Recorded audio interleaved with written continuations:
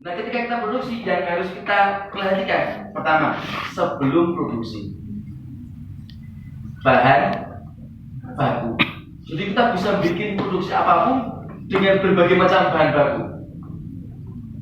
Di sini yang banyak apa? Misalnya apa? Di sini banyak tani. Jangan taninya, produknya apa? Alat pertanian. Apa misalnya? Arit. Nah, arit itu, itu akan menjadi bahan produksinya apa? Bahan bakunya apa? Besi. Jadi yang kita pikir adalah besinya. Yang kita pikir adalah besinya. Coba besi kayak sak lempeng harganya berapa? Kiloan kan? Paling berapa? 14.000. Paling berapa? 14.000. Paling besi. Itu saya beli kanal H itu segini dari itu per kilo 28.000. Itu yang baru. Mungkin kalau misalnya kayak second itu mungkin 14.000. Tapi paling tidak maksud saya begini. Arit itu satu arit ada nggak sekilo? Nggak ada.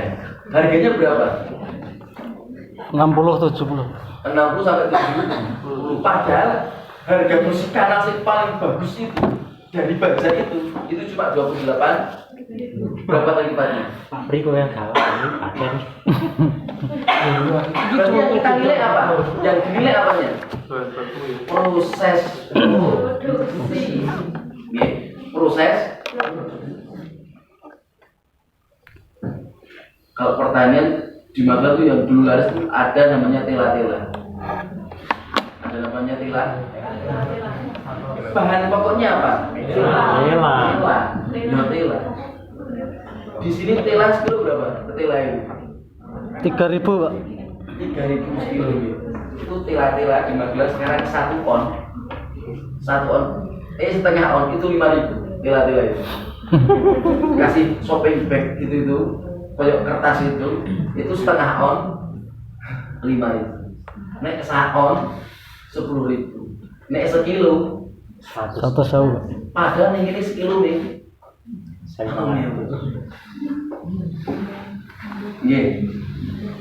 Kemudian getuk trio.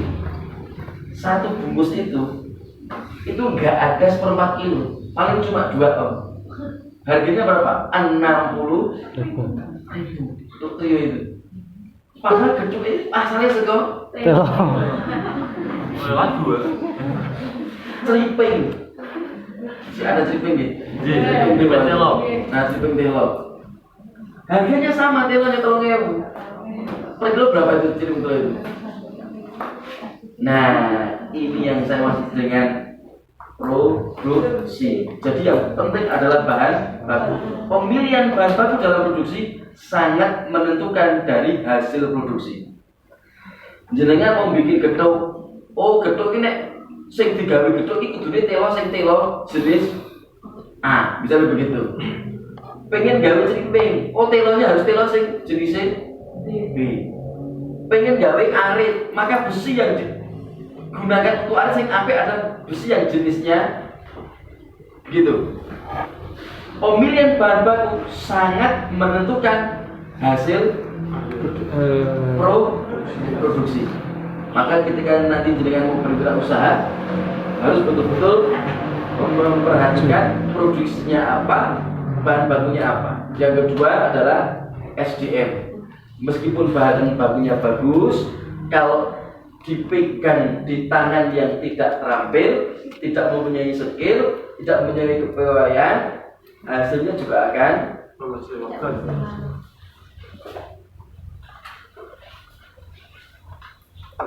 iwak pitik.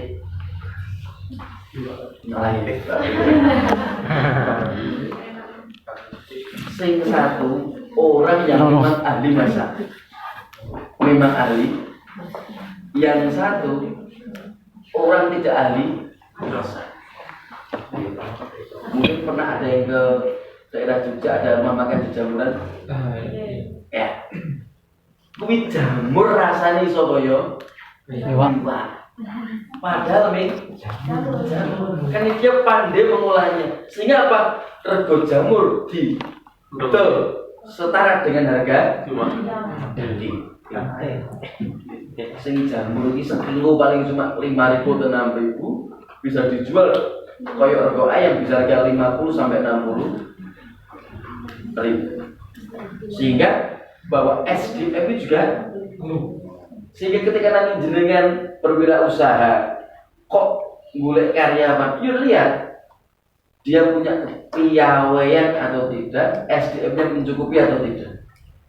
Meskipun SDM ini bisa kita latih, tapi bahwa persiapan SDM merupakan syarat ketika kita sebelum produksi. Yang selanjutnya adalah fasilitas ketika kita berproduksi. Untuk memperendah tadi biaya produksi, untuk memperkecil ongkos produksi, maka biasanya ada fasilitas antara lain alat, mesin, kemudian listrik. Ditimbang ketika kita manual. Contoh jenengan nandur berambang, macul sak hektar, macul, wah semplak buyuk iso. Pensiun Pak. Ini buyuk nganti gari, gosoknya rampung. Tapi ketika Anda menggunakan traktor, menggunakan apa? Traktor. Koyok di depan, biayanya kan lebih mahal. Traktor itu per hari 750.000, belum supirnya 200.000 8 jam kerja, belum solarnya. Total nanti sekitar 1,3 juta per hari. 1,3 per juta per hari. Sak hektar itu paling kelar 1 minggu. Berarti keluar misalnya 1 minggu 1,3 dikali 9,1. Dalam seminggu selesai. Langsung kita tanam. Kemudian kita eman-eman pakai manual. Ya. Gue tenaga menungso. Terkadang 6 bulan belum selesai. 6 bulan belum. Sing kene iki wis panen. Keluar biaya di depan, tapi lebih cepat sing kene urung apa-apa. Paham ya? Nah, jadi bahwa perhitungan mesin, listrik ini juga menjadi daya pacu kita ketika mau berproduksi. Mesin-mesin sekarang mesin canggih. Aku punya bukan pamer. Ada mesin yang kalau di manual dengan orang itu butuh 5 sampai 10 orang. Tergantung orangnya. Tapi kalau dengan mesin cuma butuh 1 orang. Memang sih kita berat di awalnya beli mesin yang harganya ratusan juta. Tapi coba lihat, nek pegawai ini 10 untuk menjalankan satu yang tanpa mesin. Wong siji bayaran katakanlah hari ini dengan UMR 2,2 katakanlah hampir 90.000 per hari. Nek kali 9 berapa? 90. Misalnya 90.000 per hari. Kali 10 sudah 900.000 sehari. 900.000 sehari. Nanti misalnya katakanlah atau UMR kita misalnya yang 2,5 juta per bulan bayar 2,5 juta kali 10 karyawan sudah berapa? Salah. 25 juta untuk ketika karyawan. Mesin itu jangan pernah dengar Danon, Iya, susu. Aqua yang Aqua Danon itu punya anak perusahaan di Semarang namanya Mitra Sejahtera. Satu mesin itu harganya 30 miliar. Berapa? 30 itu bikin gelas. Ada kemudian sampai proses pengisiannya itu harganya 30 miliar. Tapi iso ngilangi paling enggak 20 orang Jadi dia cuma butuh 3 atau 4 orang. Di pertama dia kena sekian tinggi, tapi nanti di akhirnya dia akan murah sekali. Lah cuma 1 bulan bayari 2,5 kali 4, 10 juta. Kalau di manual paling enggak 20 orang. 200 mungkin. Itu belum karena karyawan, semakin banyak karyawan, ono tunjangan, ono THR, banyak sekali gitu ya. Sehingga alat ini akan sangat membantu ketika kita melakukan produksi. Contoh, jenengan tadi gawe beduk, butuh diulen. Jenengan manual, paling cuma bisa berapa kilo. Tapi ketika jenengan menggunakan mixer, di tombol on sampai tinggal ngumbai, tinggal ngelikan itu kelar dewi. Ya, ini sangat membantu. Jadi hal-hal yang dengan mesin tujuan adalah membuat produksi kita rendah di biaya. Otomatis yang selanjutnya adalah perencanaan produksi. Jadi sebelum kita bikin produksi, kita rencanakan supaya biayanya itu nanti rendah, direncanakan dulu. Bikin ini, direncanakan dulu. Dan layout produksi. Misalnya begini, orang bikin pabrik rokok, atau misalnya orang bikin kerajinan di mana Blabak itu ada di sebelah kiri orang jualan tanaman, yang sebelah kanan jualan akar. Kayu. Gimana? Kayu ini kalau Ya, yeah. Dia untuk produksi jangan menata. Jadi ketika belum menjadi barang yang siap jual, masih barang mentah, perlu penempatan. Nah, layout itu penempatannya. Oh, ini belum jadi makan atau di bawah, di belakang. Yang kemudian memudahkan dia untuk produksi. Bakul kembang, tanah, kemudian dicampur dengan beberapa macam pupuk, kemudian dicampur dengan merang, ada yang dengan gamen, ada yang dengan unsur beras itu sebenarnya rabu ya, rabu, sebelah sini, kemudian nanti ini proses pencampuran dari berbagai macam ini, proses di sini. Nanti setelah proses pencampuran, geser lagi tempatnya, penakaran. Nanti geser lagi tempatnya, pembibitan. Setelah pembibitan nanti dilempar lagi, ada penyemaian, disemprot, di apa di situ nanti. Setelah menjadi produk jadi, baru dibawa keluar, dipasarkan. Yang kayu juga bisa punya Pak Arwan sama. Jadi dia masih beli gelondongan kayu-kayu gitu, didedel pakai kren itu. Nanti ditata di sana, tidak langsung masuk produksi. Ini kayu ini karena apa? Itu ada dengan nilai imajinasi. Kemudian dilihat, digawe opo. Oh, ini sudah gawe meja.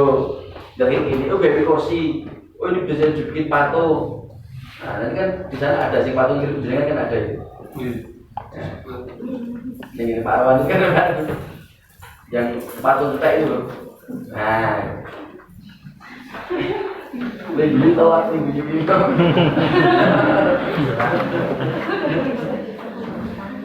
ini karena dia butuh sesuatu. Akhirnya penempatannya dilokasikan masing-masing. Penempatan ini memudahkan untuk produksi. Nah ini sebelum kita produksi harus ada layout. Jadi biar saja musak masih. Rumah makan juga sama. Ini di sini dapur, ini dapur saya, ini dapurmu, gitu. Ya. Kemudian penempatan bumbu-bumbu tidak mungkin dicampur. Nah ini namanya layout, memudahkan untuk membuat produk. Begitu ada pesanan, dia akan cekatan.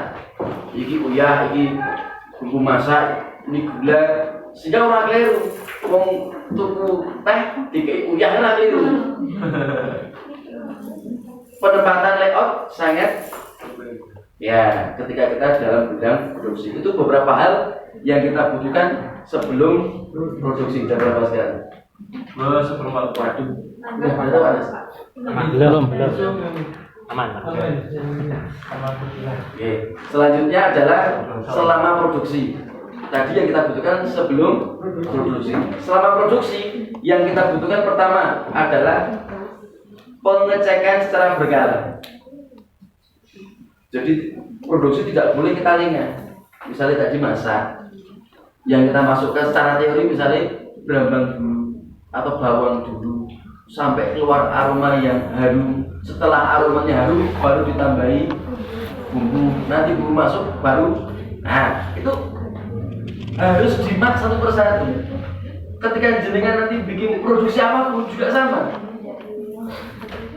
Bikin kerajinan, apapun bentuk kerajinannya, ini tidak boleh lepas dari ceker.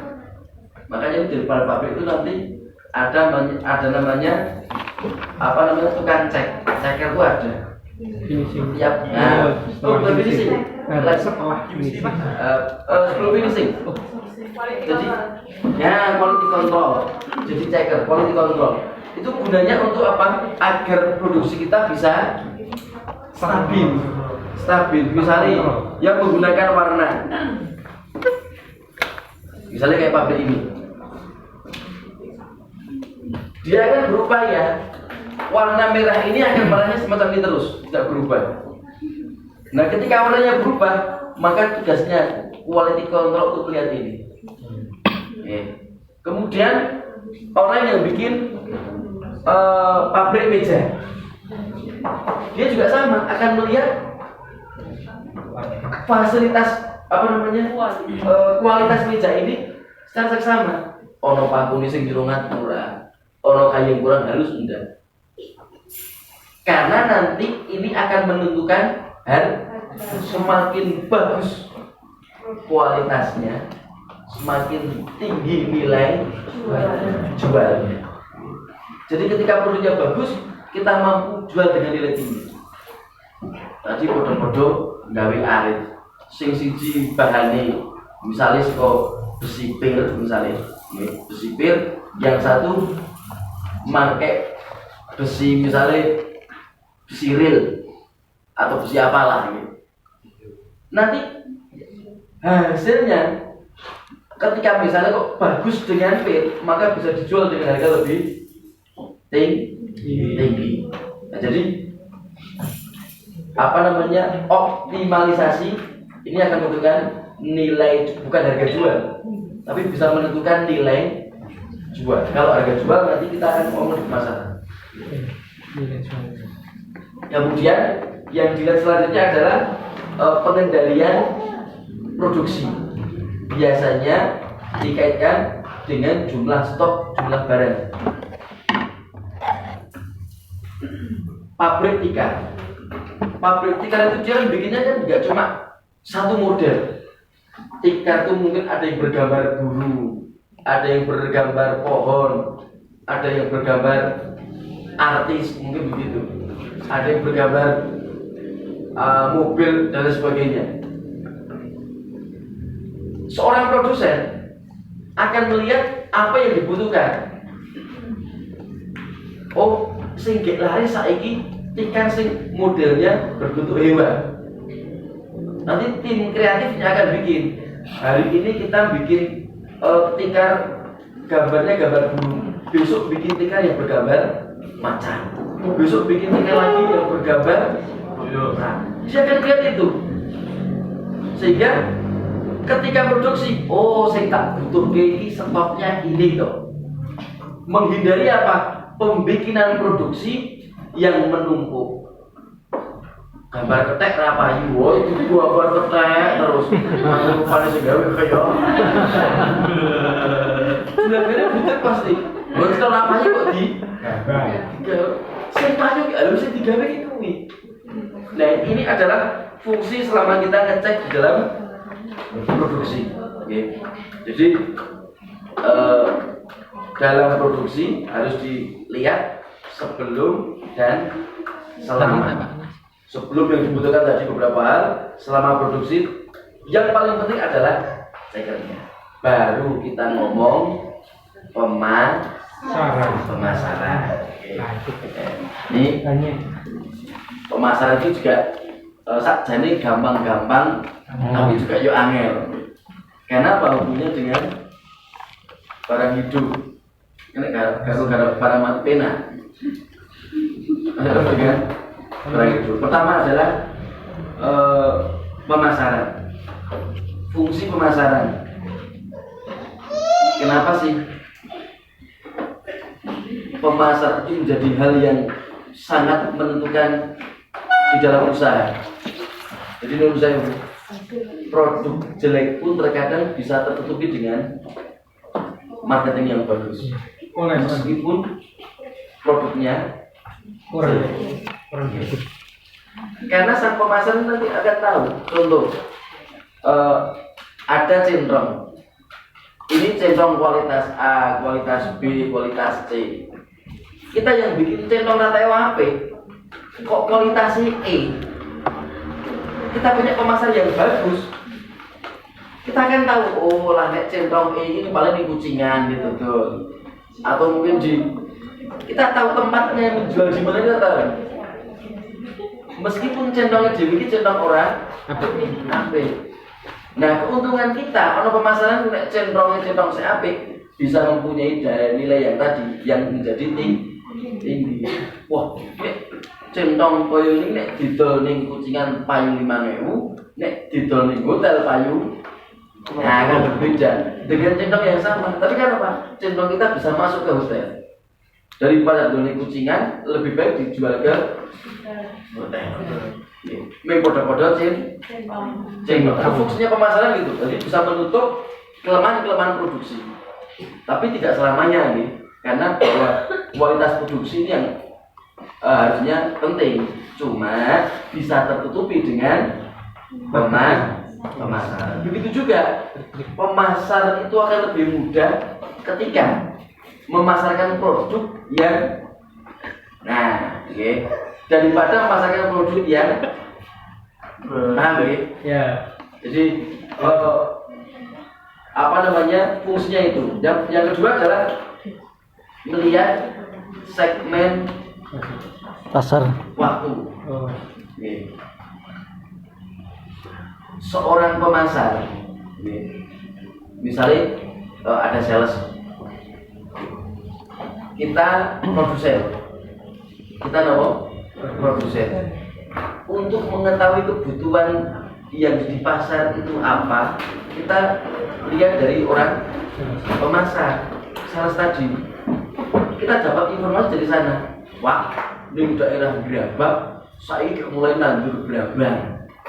Sing dibutuhke plastik ngene iki, kemudian bla bla bla bla bla bla. Saudara berpikir, piye carane gawe plastik? Ya kan? Itu tuh penting aku pasti. Mantap. Dari apa? Dari pemasar. Jadi dia akan tahu waktu-waktu ini kapan pemasar. Sehingga ketika dia punya misalnya gitu, terkadang karena yang namanya produksi terkadang ada yang gagal produk. Apa? Gagal produk. Dan saya sering kejadian gagal produk sering. Nah, ketika aku punya produksi yang gagal, yang tak mainkan pemasarnya. Cari tempat sing iso jual barang gagal produk meskipun dengan berbagai macam ketentuan dan syarat yang berlaku. Ini fungsinya semacam itu. Nah, kita harus bisa menjadi seorang pemasar meskipun bukan untuk orang lain, untuk diri kita sendiri. Itu oke. Yang kedua, menentukan pasar. Pasar itu ada pasar tradisional. Ini pasar apa ini? Pasar Sanggrek namanya pasar tradisional. Terus pasar Gerabak. namanya pasar tradisional market. Ada yang modern market kayak Indomaret, Alfamaret, Artos. Pernah ke Artos? Maning, Lebih Pak. Artos, kemudian Matahari, kemudian Gabira. itu namanya modern Market. market. Yang ketiga, pasarnya B2B. Apa nih? B2B, business to business. Apa? Bisnis to bisnis. Nah, yang kebanyakan aman kita main di B2B. Meskipun nanti B2B itu beberapa macam. Mulai dari yang berbentuk PT, CV dan TBK. CV, PT, TBK itu lebih gimana? Nanti akan lebih nyaman yang kita main B2B. Lah biasanya orang-orang kita kayak gini mainnya cuma di pasar tradisional. Ini kelemahan kita. Harusnya kita membidik, ada yang tradisional market, tapi ada yang modern market. Di situ. Jadi dengan adanya pemasaran, kita ngerti barangku ini ternyata iso payu dari modern market tuh. Barangku tuh ternyata layak atau tak jualin Artos gitu. Produksi ternyata bisa tuh, tak boleh gandreng bisa tuh. Karena adanya pasar. Tapi kalau kita nggak pernah ngecek pasar, penentuan pasar, bingung. Iki tak dolen iki bingung. Arab gawe yo apa bingung, barang dadi didol yo bingung. Nah itu. Gawe apa yo wis koplak dhisik. Barang dadi Bingung lah. Kenapa? Tidak punya pemasaran yang baik. Makanya itu. Nah, dari pemasaran ini nanti timbul rencana. Timbul perencanaan juga dari pemasaran. Plus adanya tadi saya sampaikan, kita bisa harga jual lebih tinggi atau mungkin kita koreksi harga harus diturunkan karena liver harga murah, konsumen minta harga murah, berarti ditinjau diturunkan. Ketika kita bisa harga lebih tinggi lebih bagus. Ini juga dari pemasaran. Yang tujuannya dari pemasaran pertama demand apa demand itu? Permintaan demand bukan dari emas nih. Diamond itu. Diamond mah permata. Karena ada pemasaran maka ada permintaan. Nanti ketika semakin tinggi permintaan maka akan semakin tinggi nilai jual. Semakin rendah permintaan akan semakin rendah nilai jual. Kemarin ketika COVID UC itu harganya biasanya cuma berapa? 6.000, 8.000, ya kan? Tapi begitu demandnya banyak, tinggi, ngendi kosong 16.000, 20.000. Saya tobat ya Pak. Kenapa? Demandnya tinggi. Nah, fungsinya pemasaran itu menciptakan demand itu, menciptakan permintaan. Yang kedua,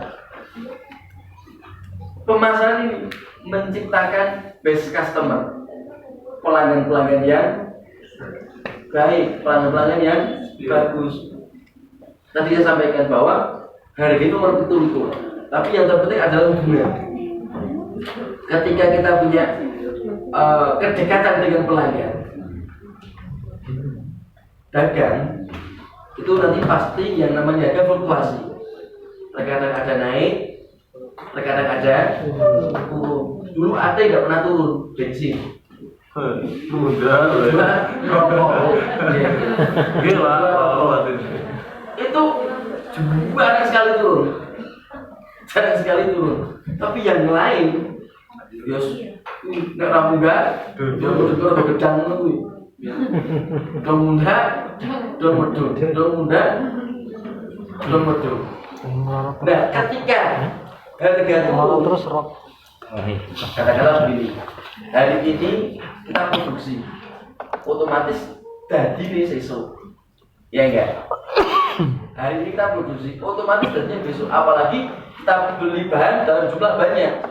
Terkadang minggu depan bahan yang kita beli saat ini belum selesai kita garap. Ternyata bulan Januari semua pasar harganya turun. Nggih, barang rugi gawe wis rugi. Ya enggak? Ya. Tapi kalau dengan kita punya pemasaran beda. Nanti kita punya customer yang bisa diajak rebugan. Pak, iki kula rego lawas. Orang pula rego hanya burung bayar karyawan, bayar listrik, bayar bla bla bla bla bla. Sehingga pelanggan mau mengerti. Nah, ketika pelanggan mengerti menjadi best customer, ini adalah poin buat perusahaan, buat pengusaha itu sendiri. Paham ya? Jadi antara itu menciptakan pelanggan yang baik. Nah, nanti akan berbanding lurus dengan kepuasan pelanggan. Jadi Anda harus pandai-pandai memuaskan pelanggan. Harus pandai-pandai memuaskan. Jadi pemuaskan. Ya, harus jadi pemuas. Karena ketika pelanggan ini merasa puas, maka dia merasa nyaman. Contoh, ada satu perusahaan yang menerapkan ketika harga naik, nanti dia akan dikasih sekali kiriman harga lama. Ketika harga turun, harganya akan dipotong dengan harga terbaru. Ini pelanggan nyaman. Ketika naik, dia masih punya harga lama, dia bisa jual dengan harga baru, otomatis laba. Ketika harga turun, barangnya wis payu oleh potongan. Nah, ini nanti tugasnya seorang pemasar. Ini juga sangat menentukan. Kemudian menciptakan pencitraan. Penting. Apa pencitraannya itu? Menciptakan misalnya Kepercayaan. Nah, ada kalanya lewat apa itu promo, lewat iklan, berbagai macam cara. Diskon. Misalnya dengan berbagai, nah, ada itu diskon, promo, itu untuk menciptakan pencitraan bahwa apa yang kita produksi ini orang ceng-ceng, tapi produk yang ada, produk yang istimewa. Ini tugas dari pemasaran, tujuan pemasaran, dan tadi menentukan harga dari di pemasaran. Kemudian cara pemasaran ini nanti bisa didiskuskan ulang karena kita harus cepat begini. Cara pemasaran bisa online, bisa offline. Yang online kita bisa menggunakan HP, laptop, dengan internet dan sebagainya. Yang offline juga bisa dengan ada sekarang kan ada ojol yang di jaketnya itu ada tambahan iklan-iklan itu. Ini pemasaran itu juga namanya itu. Okay. Kemudian di jalan-jalan ditempeli. Nah, itu juga sama dengan sidotnya masalahnya. Itu dengan cara offline yang nanti akhir dari tujuannya adalah semuanya adalah keuntungan. Keuntungan itu apa toh? Bahan baku ditambah biaya produksi overhead, biaya produksi overhead nanti sama dengan biaya operasional menjadi biaya overhead di 0 km sebelum berarti tadi. Itu namanya harga pokok produksi. Harga pokok produksi tinggal dan di harga pokok produksi kita mau jual dengan apa? Prosentase misalnya ditambah 10%, ditambah 50% dari pokok produksi. Katakanlah 1.000, tambah 10% berarti kita jual 1.100.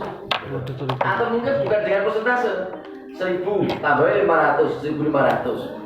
Pula berambang sekonggone 3.000, biaya angkut 200 misalnya, berarti dari biaya operasional total 3.200, lebih gitu terus setengah. Itu bukan dengan persentase. Nah, nanti timbul yang namanya lab. Betul nggih. Tak pikir karena kita soya-oyaan ya. Untuk kuliah besok saya mohon, karena tujuan kita adalah praktek usahanya. Saya mohon setiap teman-teman semuanya ini bawa satu bahan baku yang bisa kita produksi. Apapun, nanti kita diskusi apapun. Nah semuanya. Elo. Bisa, pokoknya dan bayangkan, hayalkan tentang apa yang Anda bawa. Yang ketika Anda bawa itu, Anda akan jadi miliarder. Ini sudah itu. Akan jadi apa? Miliarder. Itu guys. Saya harap Amin. besok kita bisa discuss tentang bahan baku dan discuss tentang cara produksi. Syukur kalau kita punya waktu, kita discuss cara pemasaran. Siap, monggo. Tapi ini semester kita ya. Untuk ada pertanyaan? semester ini aja ya? Gimana? Cuman semester ini atau? Kayaknya semester 5 loh ya. Iya. Iya. Oh mungkin Mbak Manu ya kapan-kapan main ke sana. Tadi banding ke sana aja ke pelatih. Bukan tadi banding main. Saya pengen Oh ya nanti- siap, silaturahim ke bapak ya. Saya pengen nanti kita lihat bukan jadi satu usaha toh. Tadi saya sampaikan, ayo ke rumah makan, ada beberapa rumah makan teman kita. Kemudian tadi tanaman, kemudian rokok, kemudian juga apa tadi banyak kita tinggal.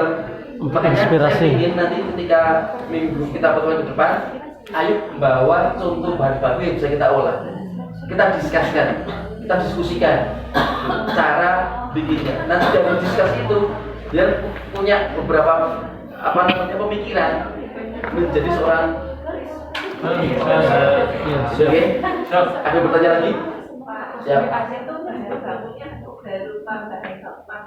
Wah bebas Mbak. Ojo takon kok ndak tambah ditentukan tambah murah sampean. Tenang loh. Pokoknya tadi semua berkaitan dengan dimensi luar dan dimensi Iki lho. nanti saya bilang Awalnya sama seperti wong.